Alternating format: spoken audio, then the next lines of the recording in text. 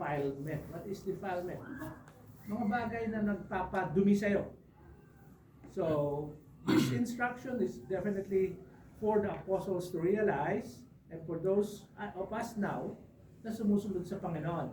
So, yung buong lessons na yan is found, kung meron kayong Bibles, Mark chapter 7 verses 1 to 23, Matthew chapter 15 verse 1 to 20, and John chapter 1. Yung John chapter 1 is yung lugar lang kung saan nasaan sila. And the rest would be found sa Matthew chapter 7 verses 1 to 23 and Matthew chapter 5 verses 1 to 20. So let's start. Walking in Galilee. The events of lesson 76 where he teaches about the bread of life are another turning point in the Jesus ministry, as we see here. John chapter 7 verse 1. After these things, Jesus was walking in Galilee, for he was unwilling to walk in Judea because the Jews were seeking to kill him. So when the author or John was writing about Jesus walking in Galilee, often yung salitang walk is synonymous to the life or living. Walking or living is almost synonymous. Magkaisa lang ang ibig sabihin. He is living in Galilee because yung mga Jew who are in Jerusalem are planning to kill him. Basahin natin. John's account points out that Jesus no longer walked in Judea because there were constant conspiracies to kill him. He now mostly stays in Galilean area unless he travels outside the borders of the land of that day, as he does in the next two sections. So the Lord was confined sa Galilee. Ano ba yung area ng Galilee? Diyan siya, Nazareth, Capernaum, andyan siya. Yung Judea, Jerusalem, andun yung sections na malalapit sa Bethany, sa Bethlehem. So yung pagpunta niya doon was, there was a time na nagpunta siya doon nung binuhay na muli si Lazarus. It was a short walk from Jerusalem, and when the high priest learned that Lazarus was made alive, ang pinagplanuhan kagad nila is they were planning a way to kill him. Sipin mo, binuhay niya yung patay, and yet ang reaction ng leadership ng nation of Israel is, paano ba natin mapapatay ito? It was no longer simply unbelief, but now yung hearts ng religious leaders are now into murder. So ito yung events na nangyayari. Since he is not going to where mostly the Pharisees are, the Pharisees have come from Jerusalem. Hindi nagpupunta doon ng Panginoon. Sila bumaba. Sila nagpunta sa Galilee. Tandaan niyo yung Galilee is 3-day journey yan. 3-day journey to Jerusalem kasi wala naman sasakyan, lakad lang. Okay. So, basa. The events of lesson 76 where he teaches about the bread of life or another... Dito na, Pharisees from Jerusalem ka na. Natulog ka na ba? Pharisees from Jerusalem. Read Mark 7, 1 to 5 to see that happens next. The Pharisees and some of the scribes gathered around him when they had come from Jerusalem and had sent that some of his disciples were eating their bread with impure hands, that is unwashed. Yeah, kaya ngayong lesson is about defilement. Ano ba yung magpapadumi sa'yo? Yun ang term na defilement eh. Nung dumating yung mga gusto kong dito pa lang isipin nyo na. Bakit about defilement? Basahin natin, Pharisees and some of the scribes. Sino yung dumating? Mga Pariseo, tsaka mga eskriba. Ano ba yung mga eskriba? Sila yung tagasulat. Sila yung nagsusulat ng mga parang party history, sila yung nagdadagdag sa Mishnah, sa kanilang mga extra writings, ng mga rabbinical writings. Okay? Gathered around him when they had come from Jerusalem. So, hindi nagpupunta ang Panginoon sa Judea, sila ang bumaba, papunta sa Galilee. And had seen that some of his disciples were eating bread with impure hands. that is unwashed. Uso na COVID doon. Hindi naghuhugas ng kamay, pwede ka magka-COVID. so, nakita niyo ba yung pinag-uugatan ng usapan? Nagpunta sila, sipin mo, nagpunta sila pero simple lang yung gusto nila pag-usapan. Yung mga disciples ng Panginoon, hindi naghuhugas ng kamay at kumakain ng tinapay. Parang hindi naman big deal, hindi big issue. And yet, this is a big issue to them because of their so many traditions and so many writings sa Mishnah. Okay, basahin natin. Yun na yung background, ha? Ano yung una? The Lord is no longer going to Judea. He is now walking in Galilee. Ang mga dumating, mga scribes and Pharisees, ang pag-uusapan nila are His disciples were eating their bread with impure hands that is unwashed. Simple lang, hindi naghuhugas ng kamay. Okay? Para mga bata. Babasa. For the Pharisees and all the Jews do not eat unless they carefully wash their hands, thus observing the traditions of the elders. And when they come from the marketplace, they do not eat unless they cleanse themselves. And there are many other things which they have received in order to observe, such as the washing of cups and pitchers and copper pots. The Pharisees and the scribes asked him, "Why do your disciples not walk according to the tradition of the elders, but eat their bread with impure hands?" Both Mark and Matthew point out that the Pharisees and scribes came to him from Jerusalem, and that is a 3-day journey to try to entrap him. Now they are traveling north because he is not traveling south. They have already collected a number of issues against him. Can you recall them? Number 1, he has gone against their tradition of frequent fasting. They already accused him of being demonized. They declared him to be a sinner because he rejected the authority of the Mishnah. And number 4, the issue of the proper way to observe the Sabbath rest. Yan. So with that background, lahat yun ay natugunan ng Panginoon. O yun yung when he has gone against their tradition of frequent fasting, yung mga bakit naging big issue to? Kasi the Lord Jesus Christ when he was teaching about the Sermon on the Mount, ang sabi niya, when you fast, saan kayo pupunta? Magtago kayo sa room at huwag niyong gagawin malungkot yung mukha niyo at nagmumukha kayong tapos sasabihin mo, kasi nagpapast ako eh. Parang pinakikita mo kasi mabanal ako kasi nagiging malinis ako. Parang ganun ba? Tinataas mo yung sarili mong bangko just to show off na nagpa-fasting ka. Pero the Lord Jesus, when He was teaching it, kung magpa-fast ka, go to the room, or kaya iayos mo yung mukha mo, kasi huwag mo ipakita sa tao nagpa-fast ka. The moment they know that you are fasting, tapos na yung fasting mo. Kumain ka na. Kasi hindi naman pakita ng tao to eh. Why? Because the Lord, God, knows your heart. Hindi mo kailangan ipakita sa tao. Itong mga Pariseo, parang naglalakad dyan. Bakit ka malungkot? Nicodemo? Nagpa-fasting ako. Ako yung nag-aayon mo. Plastic. Dinidisplay. Di ba? Sabi ng Panginoon, wag. Kung ganyan na gagawin mo, iayos mo yung mukha mo, magsuklay ka, mayos ka. At huwag mo sasabihin nagpa-fasting ka. Kasi the moment you do that, kumain ka na.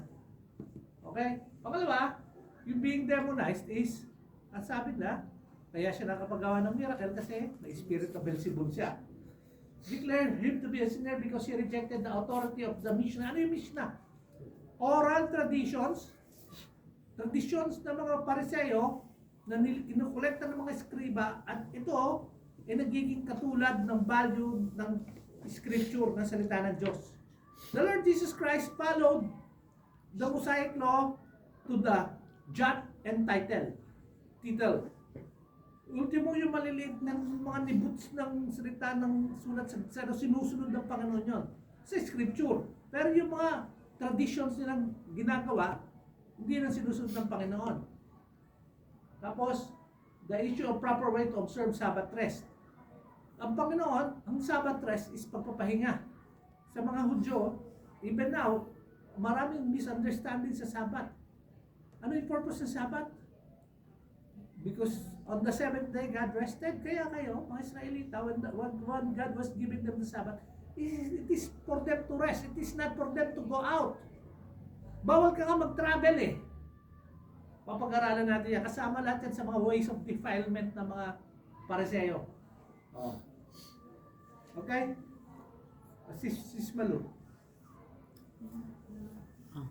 At the trial of Jesus, they will have one more major issue. His claim to be the Son of God. And now they travel from Jerusalem to challenge him on another issue. Yan. Ayan ha. May issue pang darating. Pagdating sa trial ng Panginoon, he claims to be the Son of God. Which he did. Kasi nga, even the demons would say,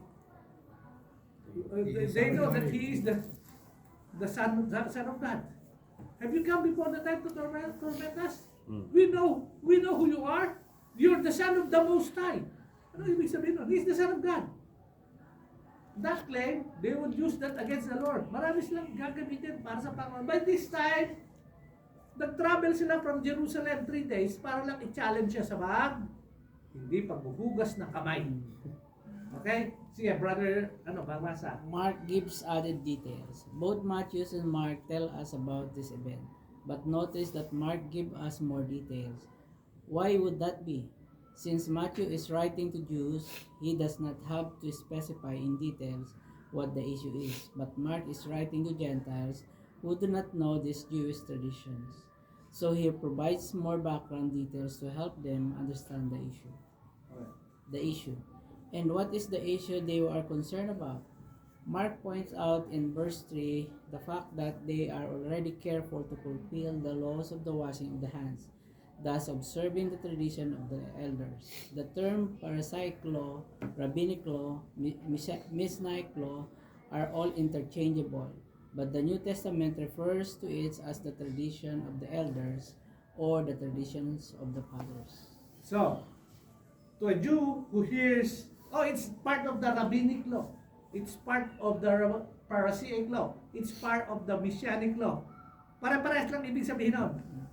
Pare-parehas yun ng mga tradisyon nila na isinusulat ng mga eskriba na ngayon, ito na yung sinusunod nila kasi tradisyon ito eh.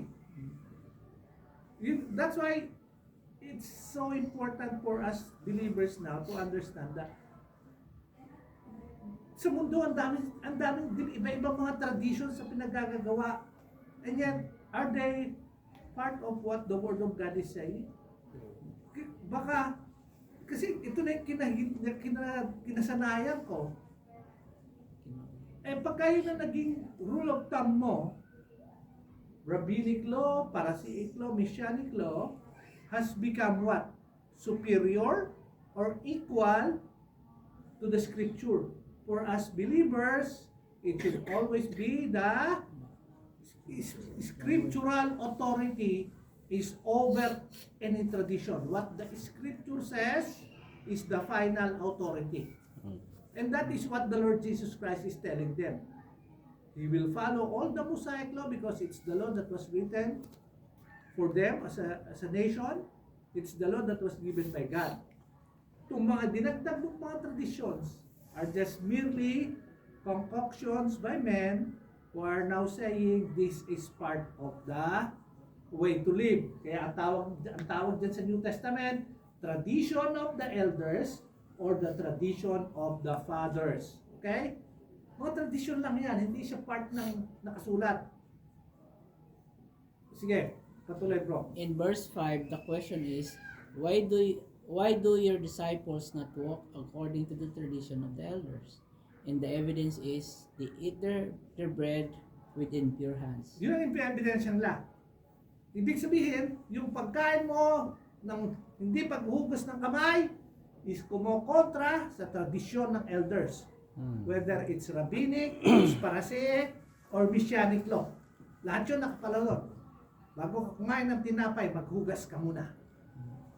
Which is, okay naman lang yun sa atin. Pero you don't impose that just to find ways. Tandaan natin, kung, sabi nga, kung ang pag-uusapan is it good practice? Yes, it is. But the way they want to use it is to trap the Lord Jesus Christ. Is to prove that He is really not following than Messianic, Rabbinic, or Pharisaic law. Which talaga naman, hindi naman sinusunod ng Panginoon kasi hindi naman siya yung authority. Okay? Sige, tapusin mo dyan, bro. Why is it the tradition of the elders they are concerned about? They do not have any reason to accuse him of violating the Mosaic law. He keeps it perfectly down to every jot and tittle. Therefore, the only basis they have for accusing him is the Mosaic law. And sometimes the Mishnah was viewed not only as equal with Scripture, but as having greater authority than Scripture. These accusations never make much of an impression on him because he will readily admit to breaking Mosaic law, and as we shall see in the later lessons, he sometimes goes out of his way to do so. Yan. Gagawin talaga ng Panginoon just to prove na I don't value your traditions. What is important is the Scripture. Yung Biblia. Sa atin, marami tayo sa modern times na ganito. When a popular preacher starts preaching, sometimes they equate the word of the preacher as the word of God. Kasi sinabi ni Pastor na ganito eh. So people tend to follow the traditions being set by the pastor contrary to what the Scripture is saying. Maraming ganon. Kaya maraming lito. Kaya nga sabi, kung ang nagtuturo ay lito, ang mga tagasunod, mga ligaw. Ganun lang yun. Walang pinagkaiba. So, here, the Lord Jesus Christ will never say, yeah, I approve of your belief. No. The Scripture is above. Pero wala silang makikita sa kanya about the Scripture. Many are because he doesn't follow the traditions of the elders. O sige, Brother June, ikaw naman. Jesus responds. Now he responds by pointing out three things. Hypocrisy. First point in verse 6, 7 of Mark. And he said to them, rightly did Isaiah prophesy of you hypocrites, as it is written, these people honors me with their lips, but their hearts is far away from me. Yan. So, ano sabi? Magagaling. Yung ang pagkilala sa Panginoon eh, From lips. ano yan? Ano naman yan? Something parang metaphorical yung paggagamit. Oo. Sa panlabas. You know, pinakikita nyo, baka Diyos kayo, pero sa loob ng inyong puso, malayo kayo. Ay, hindi talaga Diyos ang nasa puso nyo. Sige. Why does he call them hypocrites? The true nature of their traditionalism is hypocrisy. And what makes it hypocritical is found in verse 7. But in vain do they worship me, teaching us doctrines the precepts of men. We often think Kapag titigil mo na bro ito yung sagot ng Panginoon. Sabi niya, but in vain do they worship me? Teaching as doctrines the precepts of man. Ano yung pinanggagalingan ng kanilang katuruan? Laws of men. Yung precepts, similar to the word law, similar to the word of statutes, similar to the law, yung the word commandment, the precepts of men. Yun ang basis nila. When you do that, are they really worshiping God?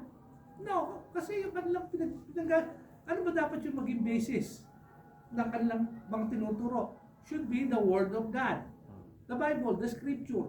Bakit precepts of man? Kasi they were just traditions made by them. Okay. Okay, bro, basa bro. We often think of worship only in terms of praising God or singing, but worship includes biblically obedience to the commandments of God. And the commandments of God are found in the Word of God, not in the tradition of men. The Pharisees believe they are worshiping God by obeying their traditions, but it is in vain, it is empty. That is his first point. Ito yun na. If you worship God by obeying traditions, di ba? Maraming ganito sa atin eh. Napaka-importante ng tradition sa kanila. Pero, ano yun? It's vain, it's empty. You really don't worship God. Akala mo lang. Kaya nga you can be faithful. But you can be faithfully wrong. Our faith should have the right focus. God, through His Son, the Lord Jesus Christ, Hmm. through His Word, the Bible. Okay? Sige. 2. 2. Neglecting the commandments of God. Second point in verse 8. Neglecting the commandments of God, you hold the tradition of men.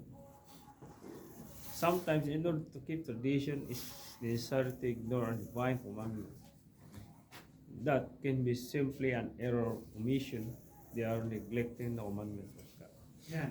So maraming tao, alam nila yung commandment ng Panginoon and yet, set aside nila to kasi mas importante yung traditions. Hmm. Ha? So even if you tell them, there is hope, and our only hope is the Lord Jesus Christ because He is the only way, the truth, and the life. John 14:6. Nasa Biblia yon. Beyond question.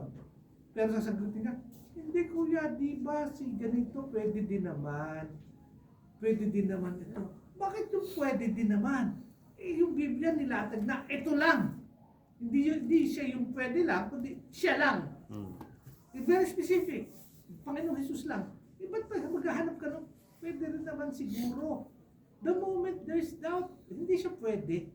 Kasi isa lang ang daan. Ang Panginoong Jesus lang. And yet many people would be willing to go through that extent just to promote their own traditions. Even yung so-called church. What is the tradition that we all know? Church is a building. It should be an organization that is established by so on and so forth. It should have pastors who are graduates of theological seminary. Mga ganon-ganon. But were the disciples graduates? So were they the top Pharisees during their time? Were they students of Gamaliel? Isa lang naman ang talagang student, si Paul lang. But yung natutunan niya doon, they are all rubbish. Baliwala.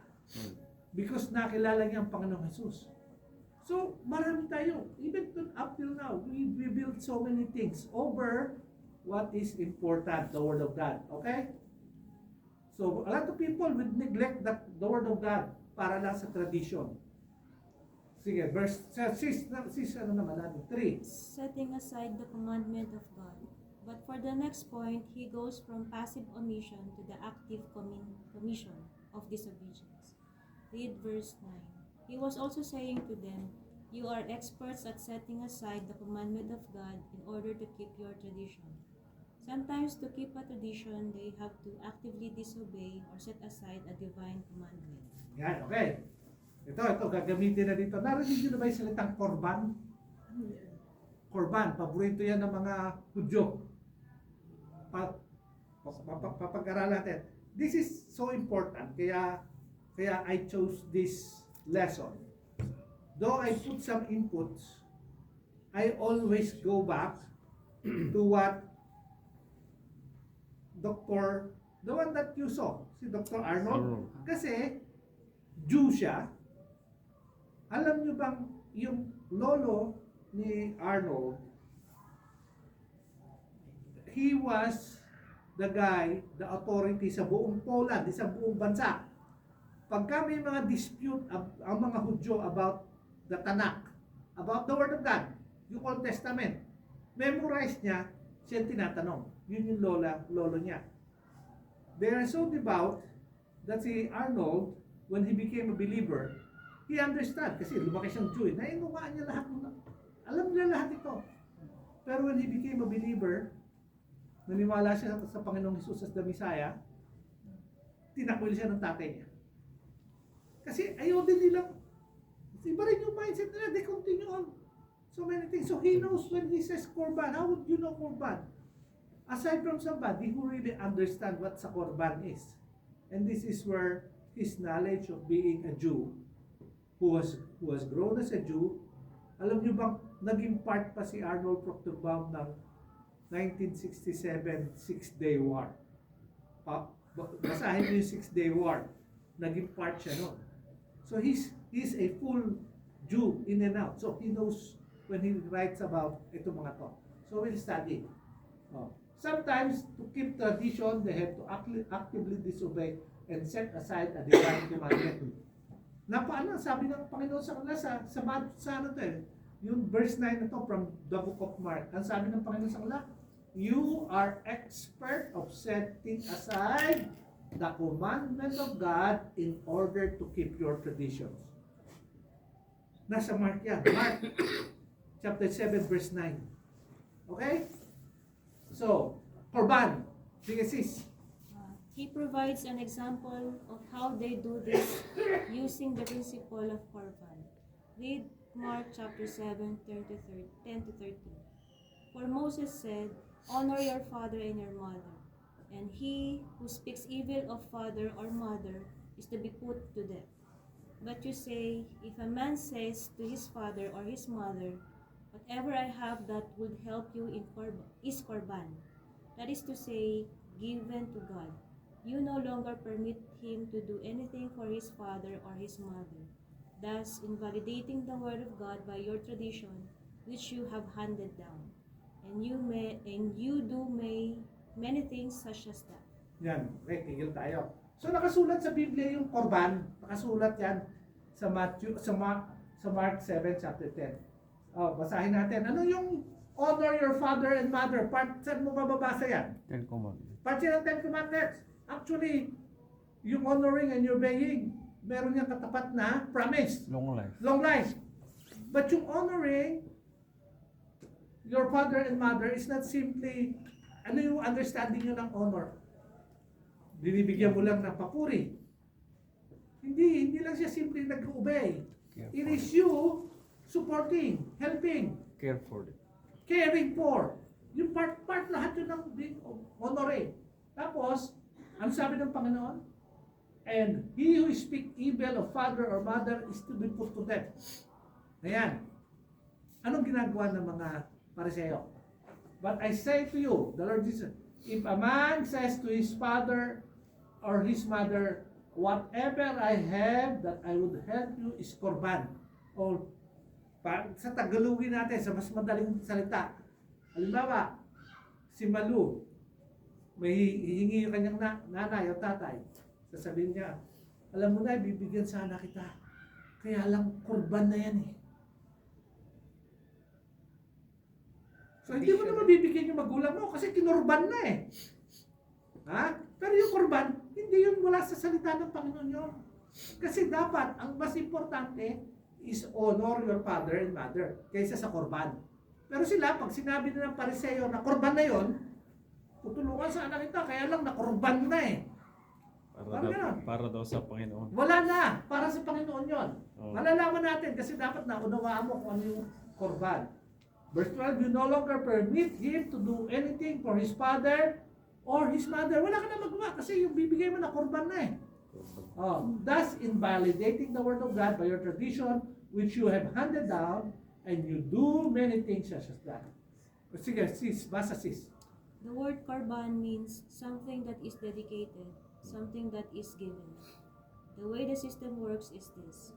Any point in time, a Pharisee could have his hand and say Korban. Ayan. Yan. Oh. May kapatid ka, mangungutong sa'yo. And the best way na sabihin ng Pariseo, hay, Korban na. Oh, kuya, wala ka ba natira? Hindi, na-Korban na lahat. Tradisyon yun eh. Wala na. Oh. Nakubra na.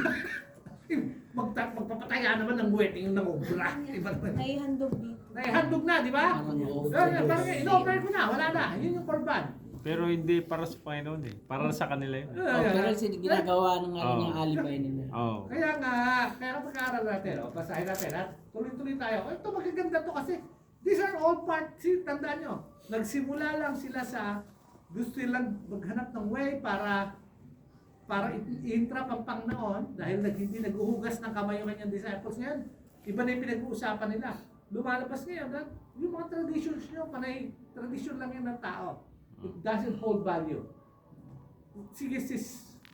The meaning of this is that everything that he owns at that time becomes dedicated, and he could do one of two things with it. He could give all or part of it to the temple treasury, or he could keep it for his own private Ayun use. Yan. But what he could not do with it is to give it away to someone else for their private use. That was not an option. Ayan. Naintindihan ba natin? No? Dalawa pwede niyang gawin. Ha? Bigay lahat o part sa treasury ng temple. Kung kurban na to, lahat ito ibibigay ko sa temple. Or, kurban ito pero para sa akin. Ngayon, dahil kurban siya, dedicated. Dalawa lang ang pwedeng puntahan. Treasury, sa temple, o sa sarili mo. Hindi pwede yung third option. Ibibigay mo sa ibang tao para magamit nila. So, hindi mo pwedeng ibigay. Ibang tao yung magulang mo. Kasi gagamitin niya po personal. Hindi siya option. Once na nakorban na. Tandaan nyo, ito yung tradition sila ha. So, this can only be fully understood by a Jew. Sa atin, Pilipino, hindi natin siya may... Ba't ganon? Parang ginagamit yung mga ibang ano yan. Ano? Yung mga ibang Ministry. sekta. Okay, ano? Oh. Ah. Parang donasyon. Kasi may narinig akong taos, Oh, lubos, kubos. Taos, lubos, ubos. kaya nga marami talagang ganito. Kala nyo yung mga nagpapasimula ng mga kulto-kulto ang gagaling nila, ganyan. Hindi. Noon pa marami ng ganyan. Ginagamit yung pagiging religyoso para magpayaman. And it has not changed. Okay. Sige sis, basa ulit. Now many Pharisees were converts to Pharisaism, but their parents were not Pharisees.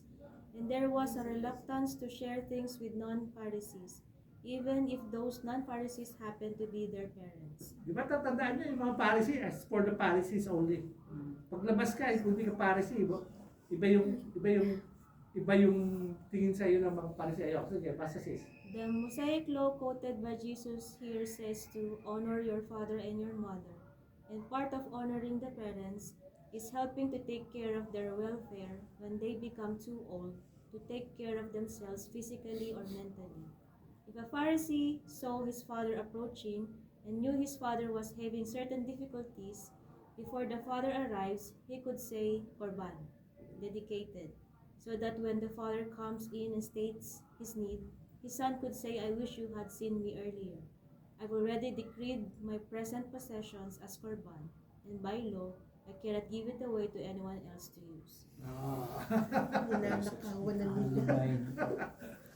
Nakita nyo na yung ano ng korban. Kaya ako, hindi ko siya maunawaan basta.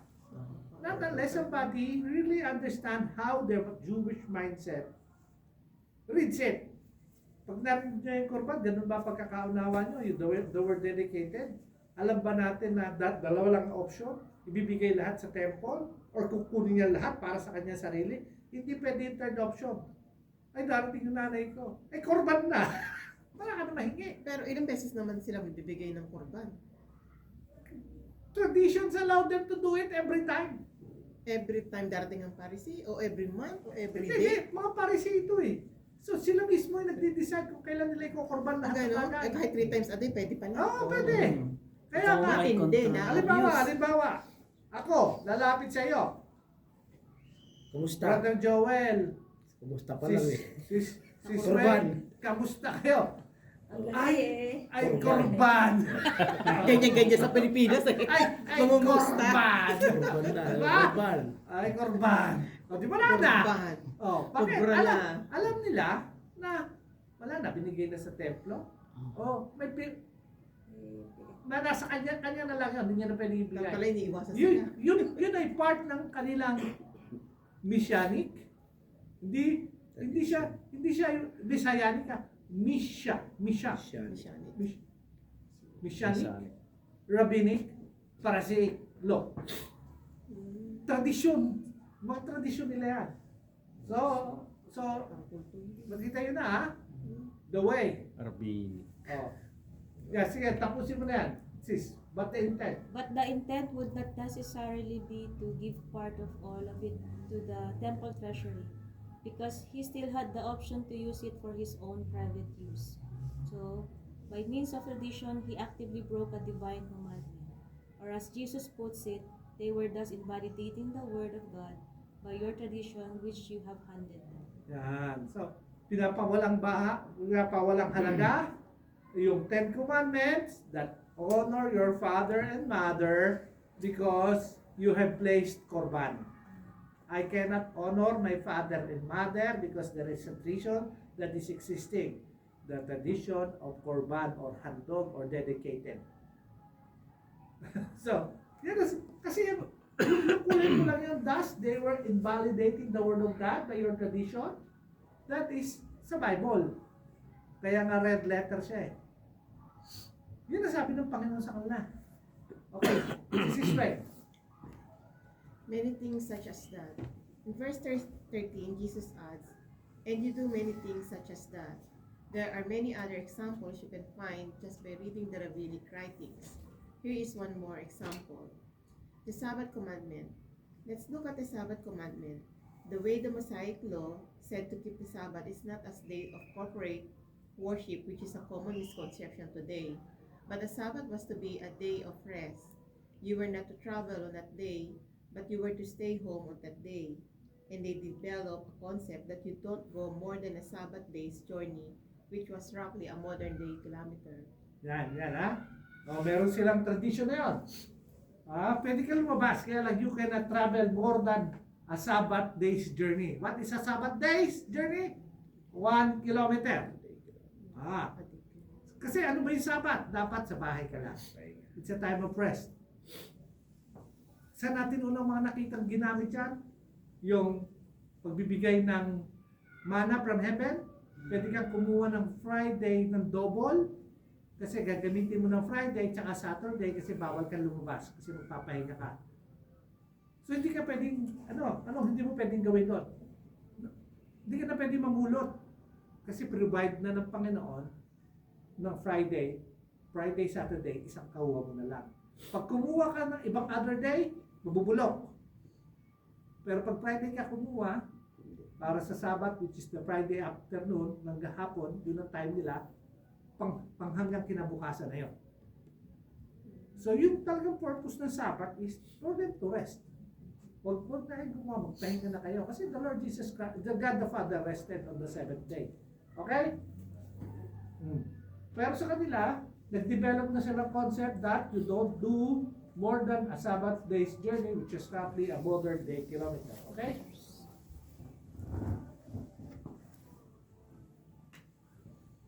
Yan. Sige, sis, basa.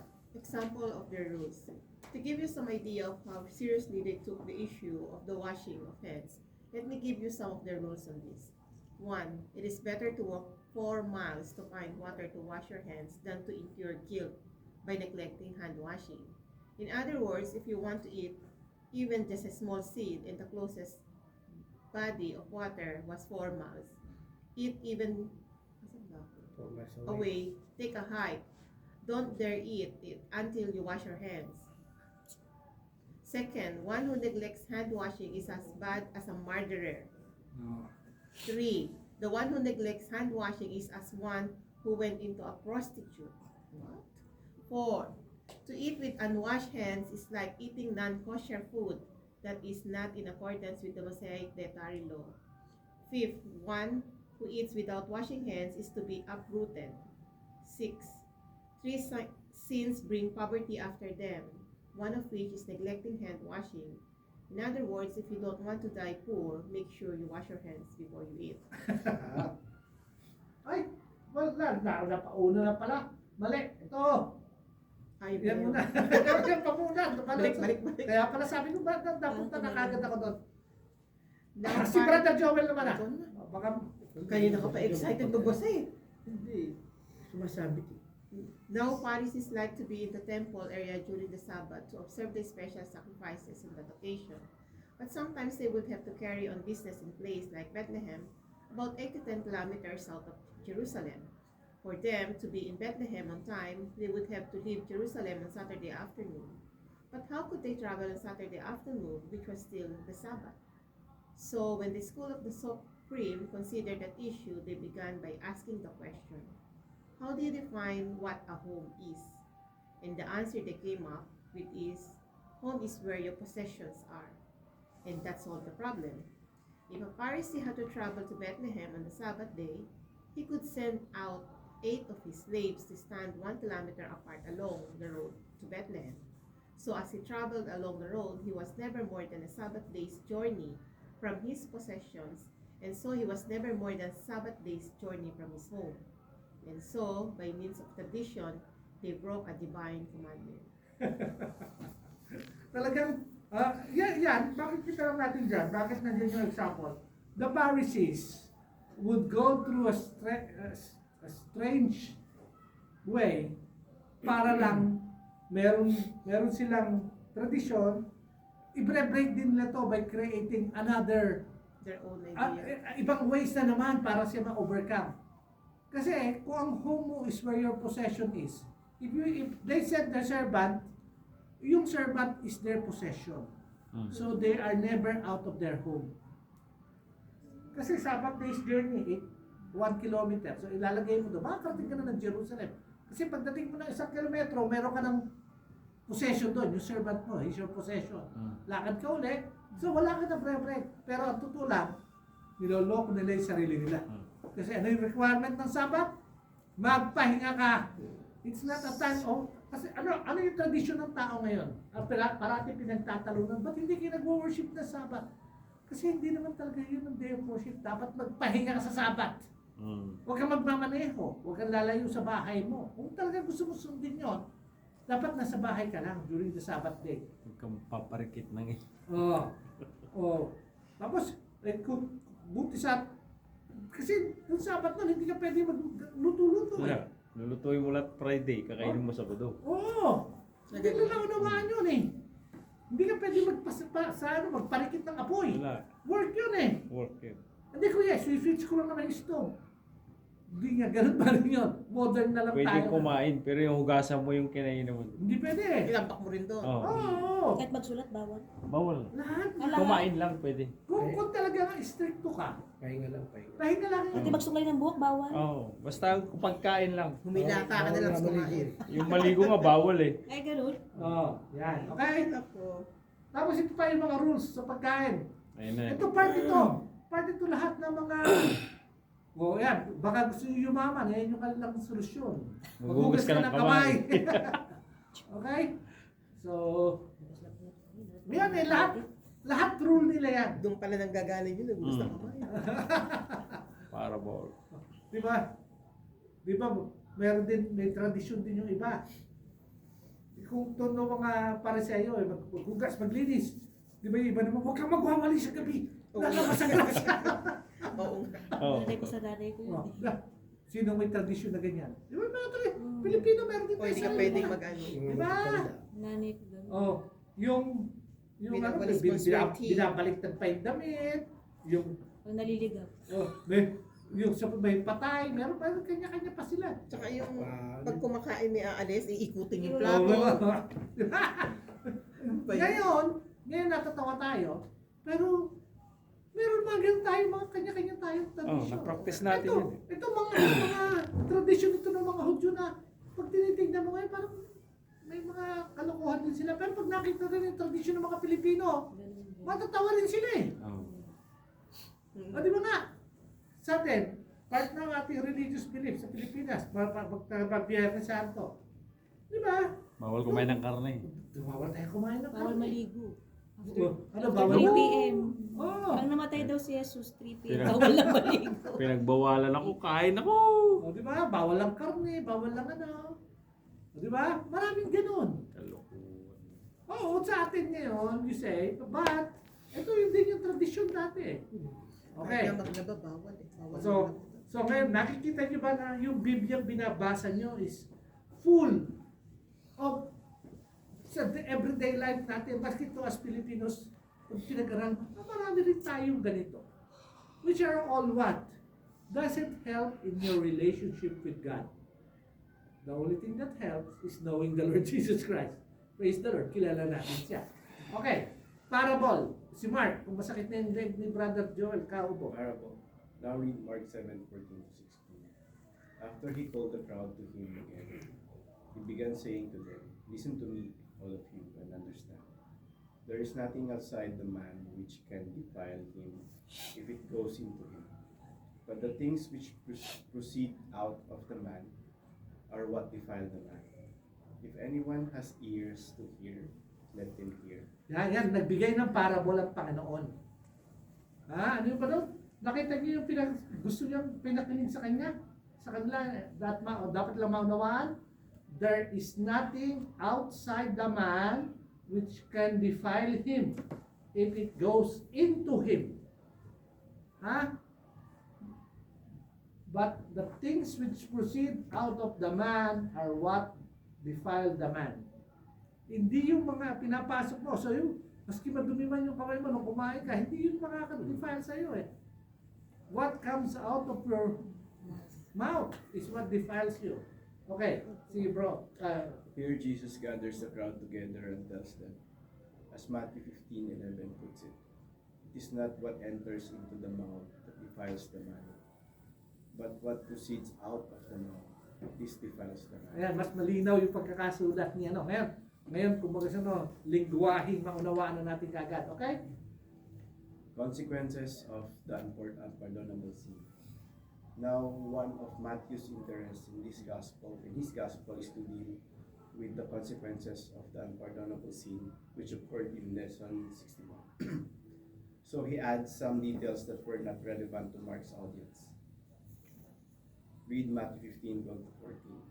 Then the disciples came and said to him, "Do you know that the Pharisees were offended when they heard this statement?"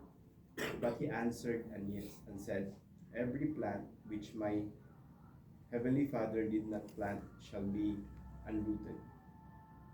Let them alone. Let them alone. They are blind guides of the blind. And if a blind man guides a blind man, both will fall into a pit." Yan. So yung dalawang yan, after sinabi ng Panginoon, yung it is not what enters the mouth that defiles the man, but what proceeds out of the mouth, this defiles the man. Lumapit yung mga disciples at sinabi, anong nangyari? The Pharisees were offended when they heard this statement. Ano sagot ng Panginoon? But he answered and said, "Every plant which my heavenly Father did not plant shall be uprooted." Bakit hindi sila planted by the Father?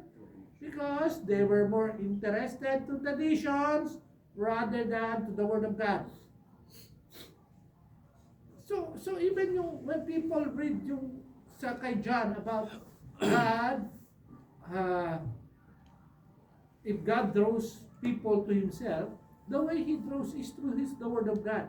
The Word of God is open to the Pharisees. What will the Pharisees do? Disregard the Word of God and take their own tradition. So they lose. Even if they're Israelites, a chosen people of God, they lose the opportunity to believe Him. Why? Kasi they are believing on tradition, not on Christ. So ano sabi nila? Let them alone. These Pharisees are what? They are blind guides of the blind. Nakakita na ba kayo nun? Bulag na akay ang kapwa bulag. Parehas na silang bulag. Parehas silang bulag. Saan pa punta yun? Kalaliman. Oh, yeah. Which is what the Pharisees are doing. Okay. Balik. Ikot tayo. Ikaw na naman. Parang bagising ka. Ay, kasi nagkudin ako yung pakakanta pa rin. The disciples tells Jesus, Matthew verse 12, that the Pharisees were offended by what he had to say. In response, Jesus points out three things about Pharisaism. Number one, they are plants which are not planted by God. Therefore, they need to be uprooted, and the apostles are to let them alone. Two, there are blind guides to lead the blind. Three, both will fall in a pit, and the pit will be the AD 70 destruction. Alam nyo kasi, pagdating ng AD 70, mawawala na ang temple, mawawala na ang mga Pharisees. Ngayon ba may mga Pharisees ba kayo nakikita? Mayroon ba mga, wala, at the moment wala. Even if there's a nation of Israel, wala. There's this temple, they are there. Wala naman temple eh. Doon lang sila, akala nila part of the temple, sa Wailing Wall. Kung sino-sino lang nagpupunta doon. They are praying, but wala yung mga ginagawa nilang mga sacrifices. Walang religious leaders sa ngayon. Kasi this is the time of grace. And this is the time for them to recognize that Jesus Christ is the Messiah. Okay? Pharisee. Read verse 17 in Mark's account. 17. When he had left the crowd and entered the house, his disciples questioned him about the parable.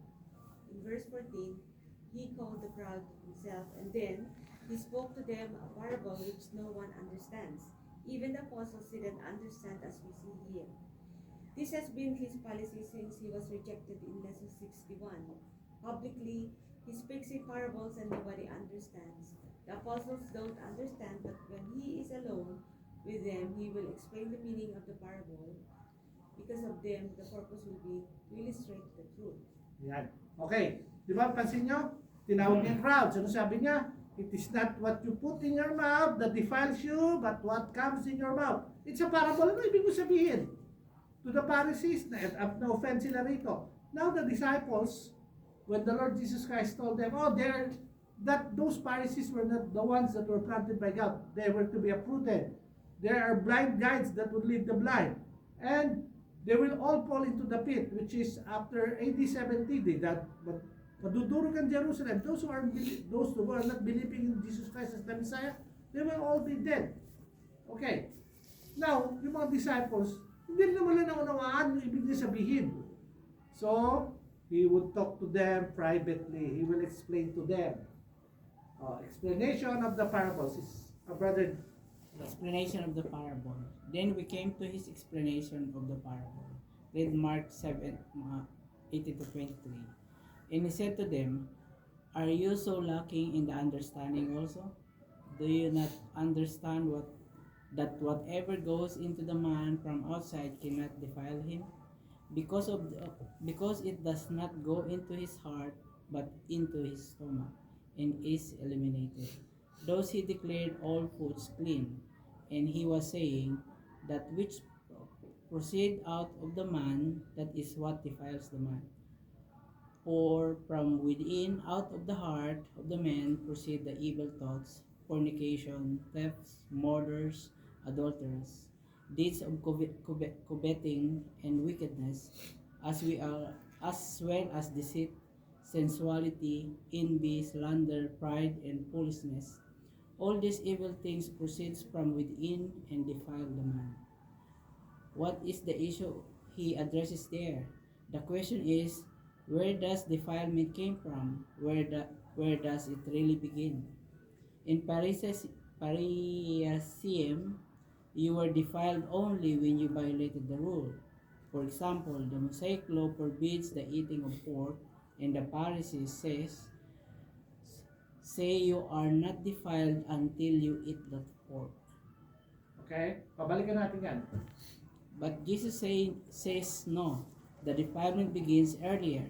Before a Jew under the law eats the pork, he will first of all make the decision to do so. And once that internal decision is made, the defilement has begun.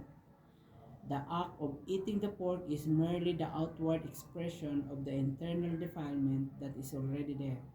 And so, defilement begins in the heart of man, and the external action is merely carrying out what was already in the heart. So he says at the end of verse 23, all these evil things proceed from within and defile the man. Okay, basahin natin na ulit ha. Yan. Yan sinabi ng Panginoon. Pag pumasok sa katawan mo, does it go to your heart? No. It goes where? To your stomach. And once it goes to your stomach, it will be eliminated. Ano mangyayari? Dumi. Dumi na. Eliminated na. Pero, what proceeds from out of the mouth? Ayun na nagdi-defile sa atin. Kasi, yung act of eating the pork, kasi nakasulat, huwag nakakain ng ano. Pero kung sa isip mo, ako gusto ko yun, na-defile ka na. Kasi walang iniwan yan dun sa sabi katuruan ng Panginoon sa Sermon of the Mount. What is adultery? It is not you having a sexual relationship, consummating it. It is sa isip mo pa lang, na-defile ka na. You already committed the sin of adultery. Yung pagpatay, hindi yung actual act na binurder mo, kundi yung sa thought mo Sa pa isip lang, mo. nag-murder ka na, ganun din yung pagkain nun. So, lahat ng defilement comes from within. Oh, ano yung sinabi niya? Proceeds the evil thoughts. Bakit evil thoughts? Kasi ito mga Pariseyo ito, gagaling, pero anong nasa isip nila? Patayin ang Panginoong Isus. Dayain yung kanilang mga magulang. Di ba? All of those are what? Those are forms of defilement na from the outside, kala mo banal, pero from the, they have been defiled from the inside.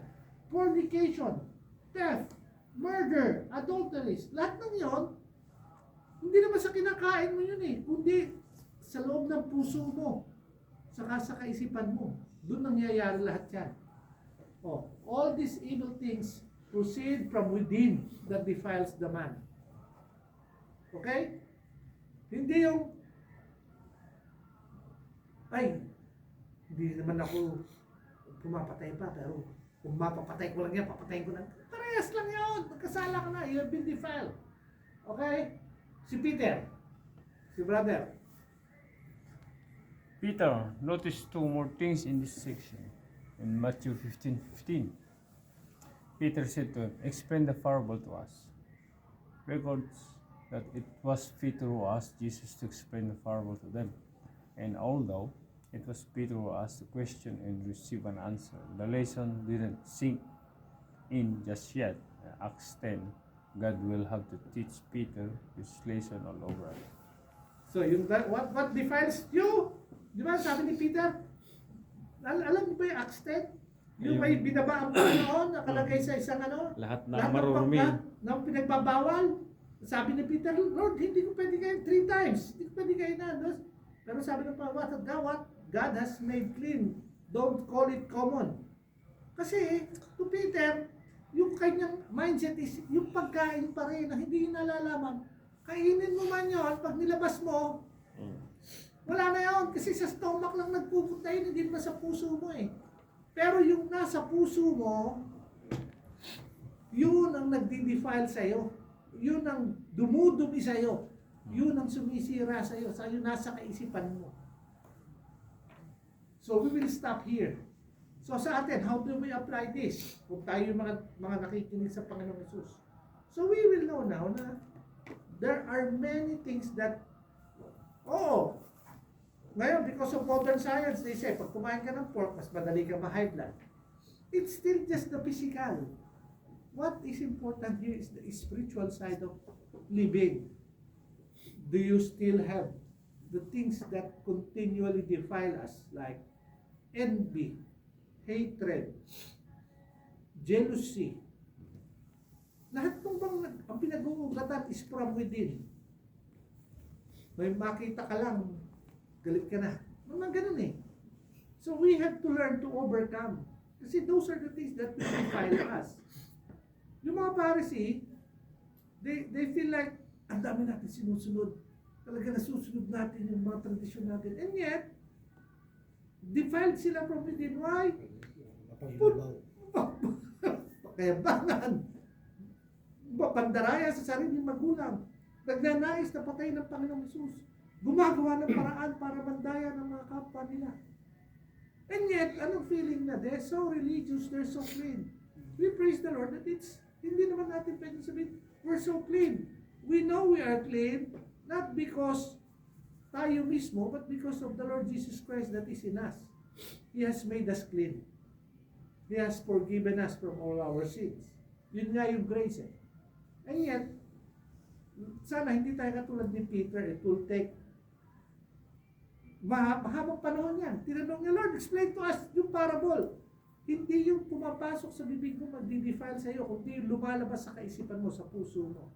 And Peter would learn that, Acts chapter 10 na. So all of us, nakikita natin to. These are the words of God. Explained plainly on the basis of what the authors are writing sa chronology ng buhay ng Panginoong Hesus.